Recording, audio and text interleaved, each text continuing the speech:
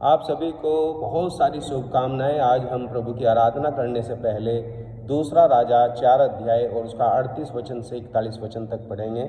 यहाँ ऐसा लिखा है, तब एलीशा गिलगाल को लौट गया।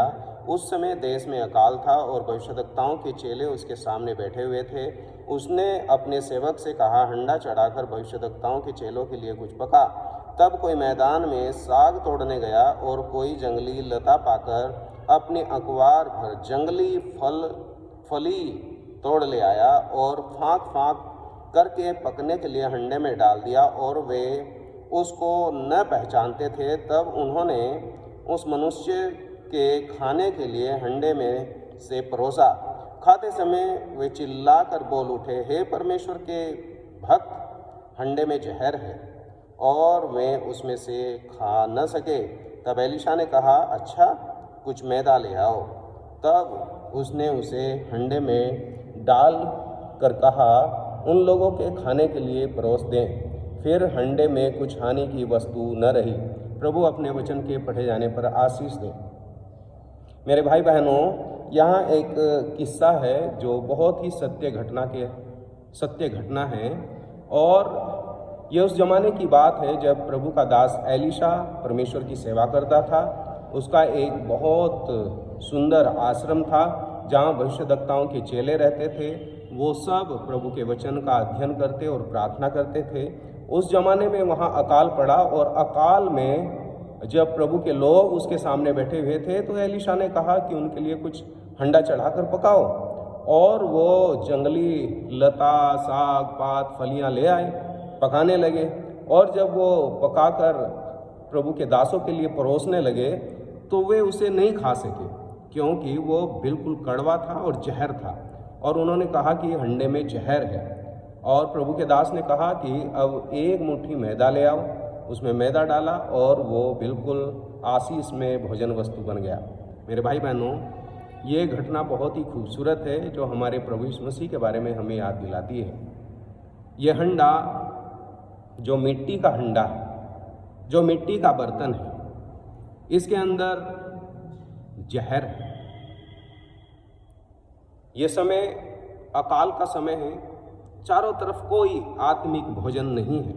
ये आत्मिक अकाल है, और जो बनाया जा रहा है वो अनजाने में दूषित है, और हंडे के अंदर जहर है। ये मिट्टी का बर्तन, ये हंडा, ये हमारा शरीर, इसके अंदर कोई अच्छी चीज़ नहीं है, सिर्फ जहर है, कड़वापन है। और उसका इलाज क्या है? प्रभु के दास ने कहा कि तुम परोसो। वे खा नहीं सके। फिर प्रभु के दास ने कहा, अच्छा, इसमें मैदा डाल दो। मैदा क्या है? मेरे भाई बहनों, आप अच्छी तरीके से जानते हैं कि जब गेहूं को महीन पीसा जाता है, या जौ को महीन पीसा जाता है, या चने को महीन पीसा जाता है, तो उससे मैदा बनता है, आटा बनता है। कैसे बनता है? आप कल्पना करो, अगर आपने चक्की देखी है, गांव में तो अभी भी चक्की पाई जाती हैं। इसमें 2 पार्ट होते हैं, एक नीचे का पत्थर, एक ऊपर का पत्थर, और उसके अंदर गेहूं डाला जाता है, तब वो पिसता है, और उस पिसने से, उस मैदे से एक रोटी तैयार होती है। और बाइबल बताती है, यूहन्ना 6 अध्याय उसके 48 वचन में, कि जीवन की रोटी मैं हूँ। प्रभु यीशु मसीह ने अपने बारे में साफ बताया। यूहन्ना 6 अध्याय में 48 वचन में लिखा है, जीवन की रोटी मैं हूँ। और फिर आगे चल के प्रभु के वचन 51 में लिखा है कि जीवन की रोटी जो स्वर्ग से उतरी मैं हूँ। ये वो रोटी है जो स्वर्ग से उतरी है। कैसे बनती है रोटी? कैसे बनता है मैदा? कैसे बनता है वो आटा?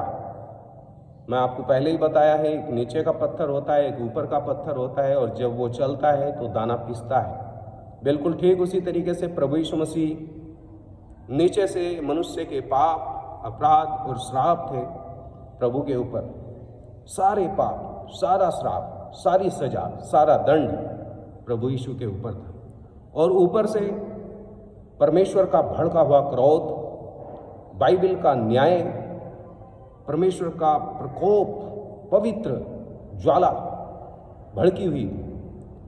ये समझ लीजिए कि नीचे से पाप और श्राप थे, ऊपर से परमेश्वर का क्रोध था और प्रभु यीशु मसीह बीच में क्रूस के ऊपर पिस रहे थे। और पिसने के बाद एक ही आवाज़ आई, हे पिता इन्हें क्षमा कर दे। ये वो इलाज है उस कड़वेपन का, ये इलाज है उस जहर का। प्रभु की स्तुति हो।